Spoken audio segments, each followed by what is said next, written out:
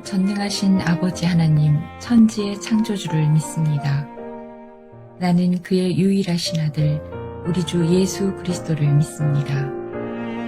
그는 성령으로 잉태되어 동정녀 마리아에게서 나시고 본디오 빌라도에게 고난을 받아 십자가에 못 박혀 죽으시고 장사된 지 사흘 만에 죽은 자 가운데서 다시 살아나셨으며 하늘에 오르시어 전능하신 아버지 하나님 우편에 앉아 계시다가 거기로부터 살아있는 자와 죽은 자를 심판하러 오십니다. 나는 성령을 믿으며 거룩한 공교회와 성도의 교제와 죄를 용서받는 것과 몸의 부활과 영생을 믿습니다. 아멘.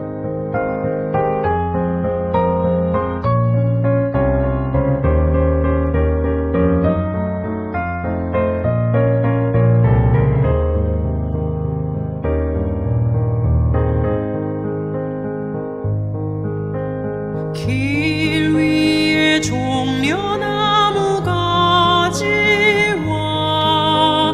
화려한 꽃송이들을 뿌리면서 주님을 모두 나와 맞으라.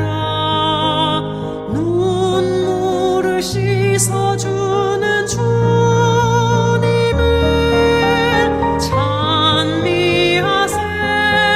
주의 이름 만민 다 노래하세. 영광 돌리세. 호산나. 주 찬양해. 우리를 구하신 주의 찬양하리라.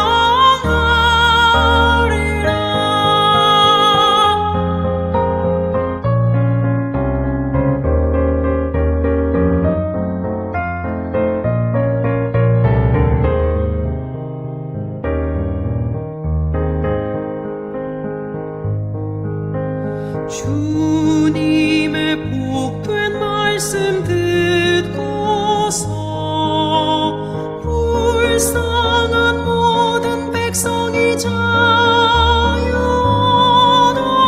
온 세상 평화롭게 되오니 암흑이 광명으로 되도다.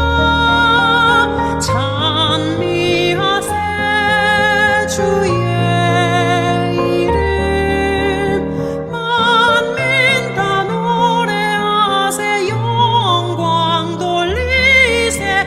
호산나. 주 찬양해. 우리를 구하신 주의 찬양하리라.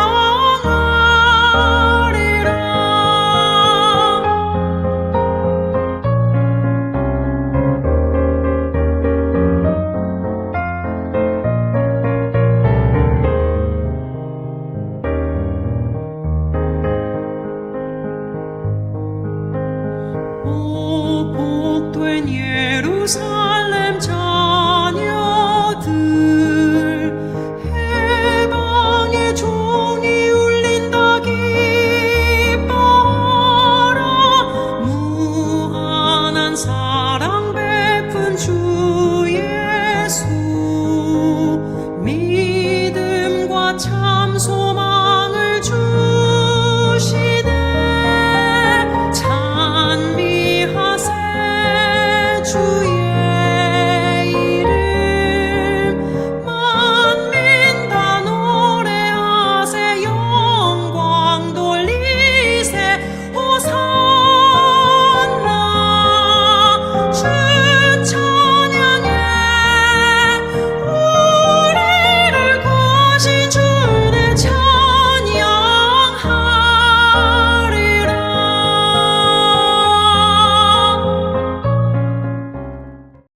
제4장.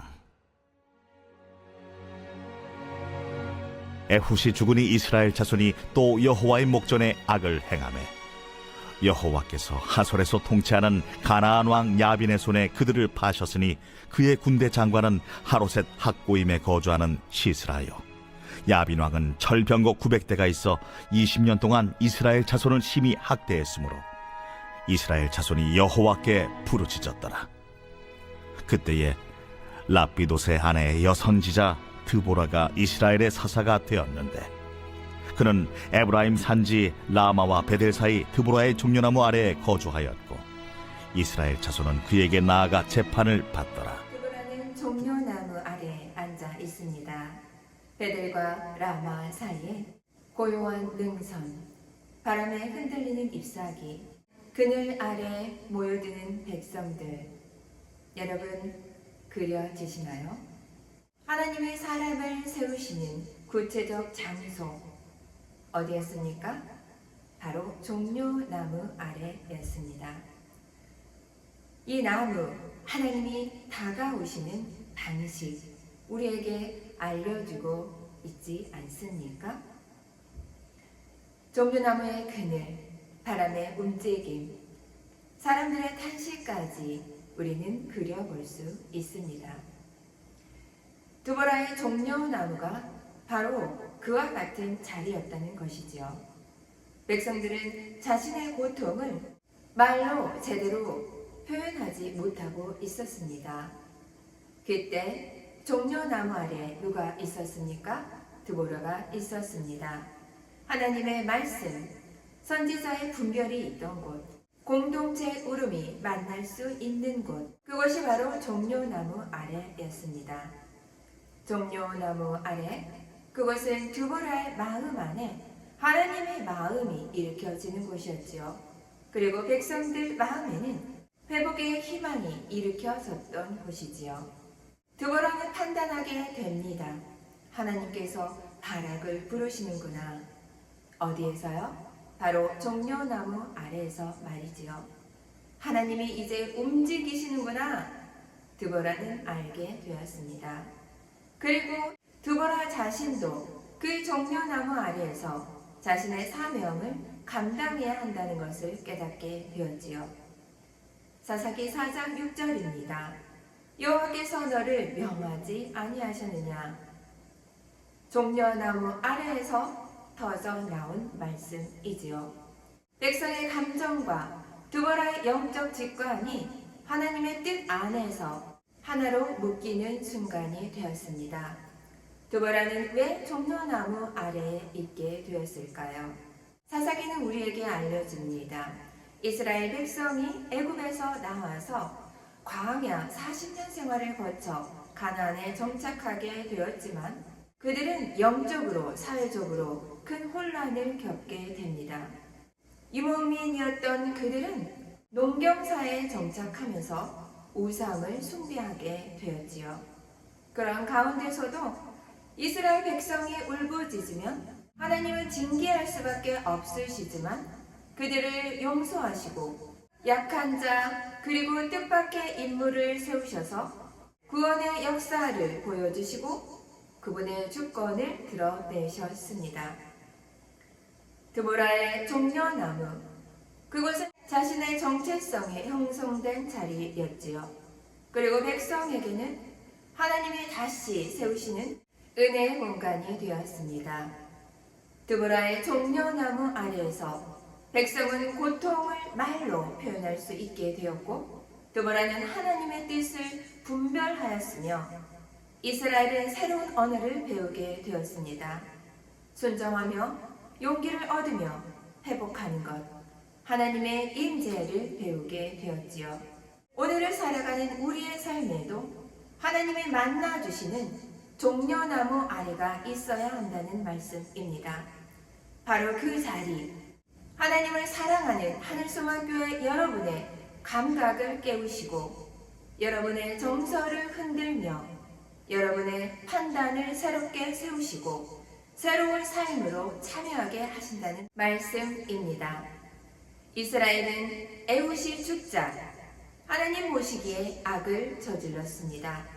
그들의 삶은 어두웠고 막혀 있었으며 희망이 끊어진 것처럼 보였습니다. 그러나 하나님은 회복을 전혀 다른 방식으로 시작하셨지요. 전쟁 영웅이었습니까? 아니었습니다. 왕이었습니까? 아니었습니다. 제사장도 아니었습니다. 한낱 한 여인 드보라를 사용하신 것이지요. 그녀는 성전에 있었습니까? 아니었습니다. 궁전에요? 아니었습니다. 드보라는 종려나무 아래에 있었습니다. 사사기 4장 4절에서 5절은 말씀합니다. 여선지자 드보라, 그녀는 에브라임 산지 라마와 베델 사이 드보라의 종려나무 아래 거하매. 아멘. 그녀는 산지 사이 나무 아래 있었던 것이지요. 하나님은 큰 무대가 아니라 바로 작은 종려나무 아래에서 사람을 부르셨습니다. 드보라의 종려나무, 그곳은 이미 하나님 앞에서 쓰임받은 자리였습니다. 그녀는 그 그늘 아래서 백성의 울부짖음을 탄식을 들었습니다. 그리고 하나님의 뜻을 묻고 분별을 내렸습니다. 거룩한 마음이 있는 곳, 기도하는 자리가 있는 곳, 그곳에서 바로 하나님이 일하신다는 것이죠. 오늘을 살아가는 우리의 삶의 자리도 마찬가지입니다. 그것이 어쩌면 집 한켠의 기도의 자리일 것입니다. 그리고 교회 구석에서 눈물을 흘리는 자리가 되겠지요. 직장에서 하나님을 의지하며 한숨 쉬는 자리가 될 것입니다. 바로 그 자리, 여러분과 제가 거하는 바로 그 자리가 드보라의 종려나무 자리가 될 수 있다는 것을 기억해 주십시오. 왜 성경은 굳이 종려나무를 언급했을까요?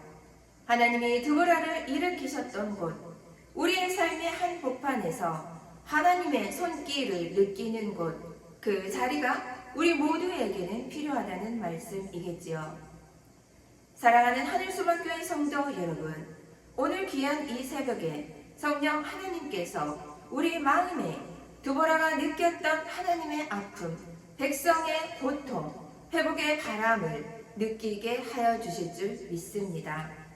여러분, 드보라 같은 사람이 되고 싶으신가요? 하나님이 사용하시는 사람이 되고 싶으신가요? 혹시 지금 나는 어디에 서 있는가 질문하고 계실까요? 드보라는 종려나무 아래서 백성을 보며 그들의 아픔을 느끼며 하나님의 마음을 품었던 것이지요. 드보라는 종려나무 아래에서 무엇이 하나님의 뜻인지 분별하며 판단했다는 것입니다.